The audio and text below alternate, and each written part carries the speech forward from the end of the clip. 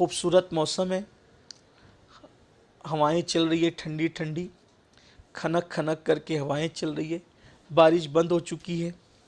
ऐसे में जब बारिश बंद हुई और ठंडी ठंडी हवाएं चलने लगी तो आप सब और हम सब जानते हैं कि बारिश बंद होने के बाद जब ठंडी हवाएं चलती है तो कोई गरम गरम मशरूब आदमी को बहुत याद आता है। जैसे हम लोग आजकल चाय कहवा कॉफ़ी वगैरह पीते रहते हैं। तो उस वक्त एक दीवाना, बिखरे हुए बाल, फटे हुए कपड़े, एक दीवाना निकला। तो किसी बंदे को उसको देखकर तरस आ गया।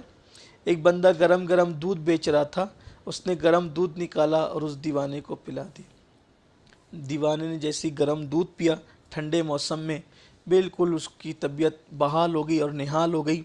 और अपनी धुन में जब वो चलने लगा तो चलते चलते, क्योंकि बारिश हुई थी, गड़ा था, पानी भरा हुआ था, कीचड़ का माहौल था, एक दोस्त अपने दोस्त की बाहों में बाहें डाल करके बैठा हुआ था।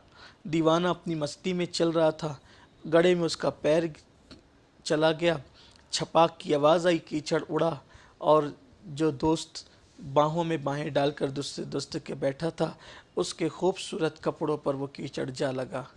दूसरे दोस्त को बर्दाश्त नहीं हुआ, उसने ज़ोरदार तमाचा मारा। जैसी तमाचा मारा तो दीवाने ने आसमान की तरफ रुक करके हंसा, कहा तेरी भी क्या शान है, कहीं तो दूध पिलवाता है, कहीं मार खिलवाता है, कहीं दूध पिलवाता है, कहीं मार खिलवाता है, क्या शान है तेरी। और ये कह के आगे बढ़ गया। उसने कुछ नहीं कहा, इसलिए कि उसने तो सारा मामला उधर सौंप दिया। हमें क्या, हम तो बंदे हैं, गाल भी अपना नहीं है। जब गाल भी अपना नहीं, दिल भी अपना नहीं, ज़बान भी अपनी नहीं, हम खुद अपने नहीं, तब गाल पे लगने का टेंशन क्या होना चाहिए? क्या होना चाहिए? इंसान की अपनी तबीयत हम बना लेना ऐसा कि अपना है क्या, हमारा तो कुछ है ही नहीं। तो बस आगे बढ़ा। ये दूसरा दोस्त जब वो खून की उल्टी करने लगा जिसने मारा था, और बहुत इलाज किया, कोई फ़ायदा नहीं हुआ। लोग एक अल्लाह के वली के पास ले गए, कहा इसकी खून की उल्टी उस वक्त तक बंद नहीं होगी, बताओ इसने इन दिनों में किया क्या है और किस हादसे के बाद इसको ये तकलीफ़ शुरू हुई। लोगों ने बहुत गौर किया, आखिरकार वो दीवाने वाली बात की, कहा उस दीवाने को ढूंढो और उससे माफ़ी मांगो। ये सारा किस्सा दीवाने का है। जब उसको पकड़ के लाया गया, कहा भाई तुमने जो बद्दुआ दी थी अब इसके लिए दुआ कर दो। उस दीवाने ने कहा कसम खुदाए वादहु ला शरीक की, मैंने उसके लिए कोई बद्दुआ नहीं, मैंने तो आसमान की तरफ आँख उठा के बस इतना कहा था तेरी भी क्या शान है, कहीं कहीं दूध पिलवाता है, कहीं मार खिलवाता है, तेरी रज़ा में मैं राज़ी हूँ। अलबत्ता बात इतनी है, अलबत्ता बात इतनी है कि मेरे पैर से कीचड़ इसके दोस्त के कपड़ों पे लगा तो इसकी मोहब्बत को गवारा नहीं हुआ, इसलिए इसने मुझे मारा।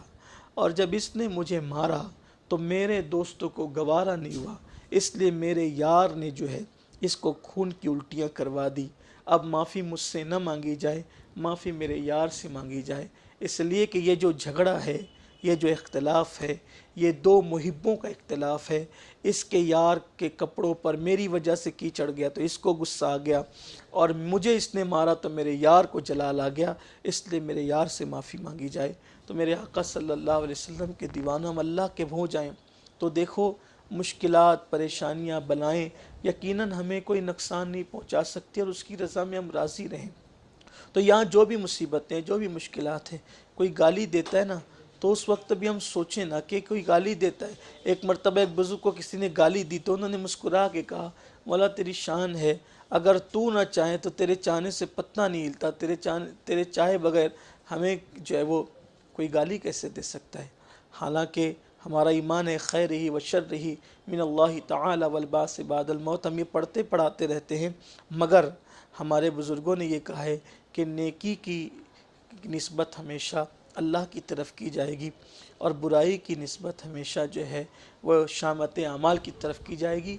बहरहाल तो मैं अर्ज़ ये कर रहा था कि यहाँ आदमी को जो तकलीफ़ और मुसीबत है तो अल्लाह के फ़रिश्ते निदा करेंगे क़यामत के दिन, कहाँ है वो लोग, कहाँ है जो अल्लाह ताला से जिन्हें अपना कर्ज़ लेना है।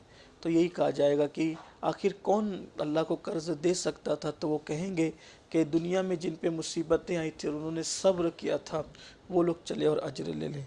तो जितने लोग वहाँ होंगे वो सब दौड़ेंगे, وہ فرشتے ان کے نامہ اعمال کھولیں گے تو کھولنے کے بعد کہیں گے کہ تم پر مصیبت تو آئی تھی لیکن تم نے واویلا کیا تھا، اللہ کے خلاف جملے بھی کہے تھے، اس لیے تم لوگ ان میں نہیں ہو، چلو یہاں سے ہٹ جاؤ۔ پھر ان لوگوں سے کہا جائے گا خالص جو مصیبتوں میں آنسو تو بہے تھے لیکن زبان سے بے صبری کا کوئی جملہ نہیں نکلا تھا۔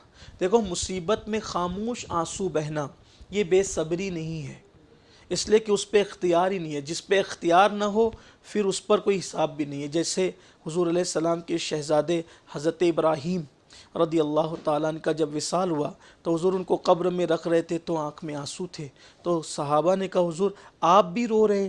آقا فرماتے ہیں یہ بے صبری کے آنسو نہیں ہیں بلکہ یہ اظہار محبت ہے۔